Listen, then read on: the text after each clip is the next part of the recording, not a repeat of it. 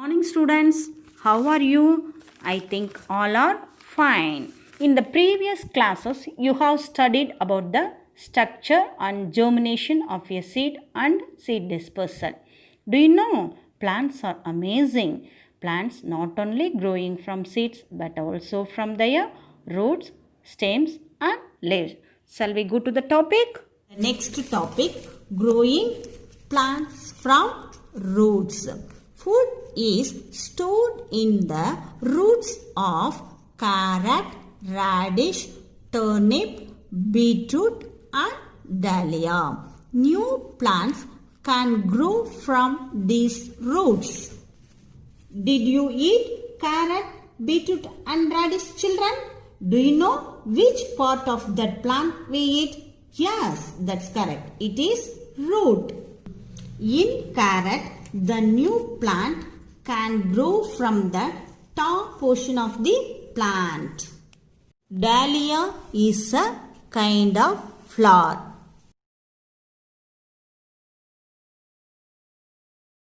Topic, growing plants from stems. We eat stems of certain plants such as potato and ginger. New plants can grow from these stems. Do you like potatoes? Yes, I think all are like potatoes. If you store potatoes for a longer time in the kitchen, what will happen? We will see a scar on its surface. What is it called? It called eyes. Next we will see what is bud. A new shoot emerges from this eyes are called bud. Okay, say some other examples. Onion and ginger. In the case of rose, hibiscus and money plant, new plants can grow from the stem cuttings of the parent plant. First stage, the stem should be cut at an appropriate place. Second one, the cut portion of the stem is planted in the soil. If we water regularly, the stem cutting should be grow into a bigger size. Growing plants from leaves. The bryophyllum leaf has many buds on its margins. New plants arise from these buds when the bud falls on moist soil. Have you heard something about that? Bryophyllum is a kind of leafy plant. It has buds on its margins. If a leaf drops in the soil, each bud can grow into a new plant. Now we will go to the next topic, agriculture.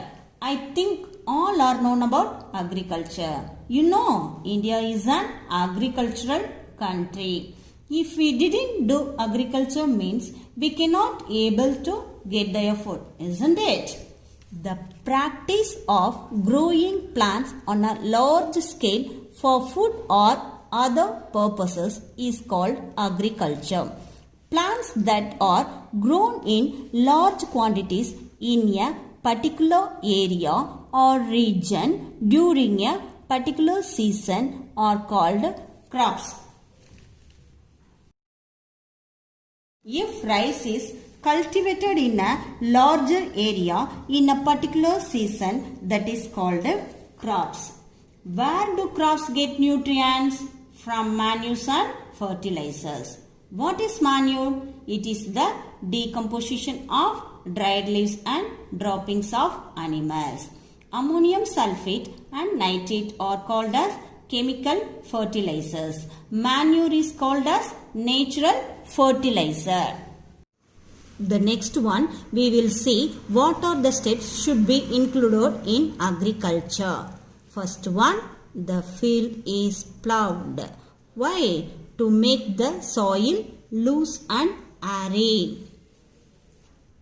Second one, manure or fertilizers are added to the soil.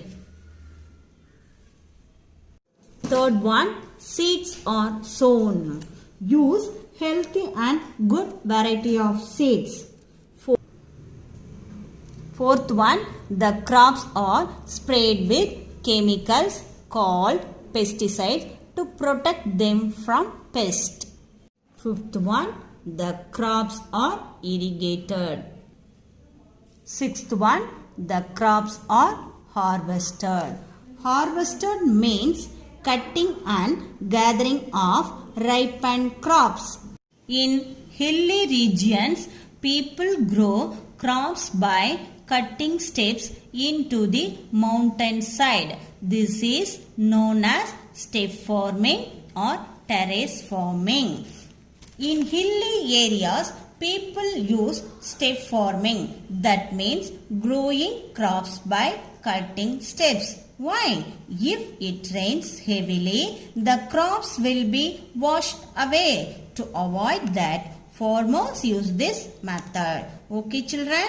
What is the another name of step farming? Yes, that's correct. Terrace farming. Crops grown from June to October are known as Kharif crops. These crops depend largely on the monsoon rains. Examples of such crops are rice and maize. Crops grown from November to April are called Rabi crops. These crops do not depend on the monsoon rains. Examples of such crops are wheat and cabbage. Thank you, children. Now let us see the summary of the whole lesson. First one, seed coat. The outer covering of a seed is called seed coat. What is its function? It protects the baby plant inside the seed coat. Next one, cotyledons. Inside the seed coat, one or two fleshy seed leaves are there. It stores food for the baby plant. Third one, germination. The process by which a seed produces a new plant or seedling is called germination. Dispersal. The process by which seeds are scattered away from the parent plant is called dispersal. There are many ways in seed dispersal. First one, dispersal by wind, dispersal by water, dispersal by animals, dispersal by explosion. Agriculture. The practice of growing plants on a large scale for food or other purposes is called agriculture.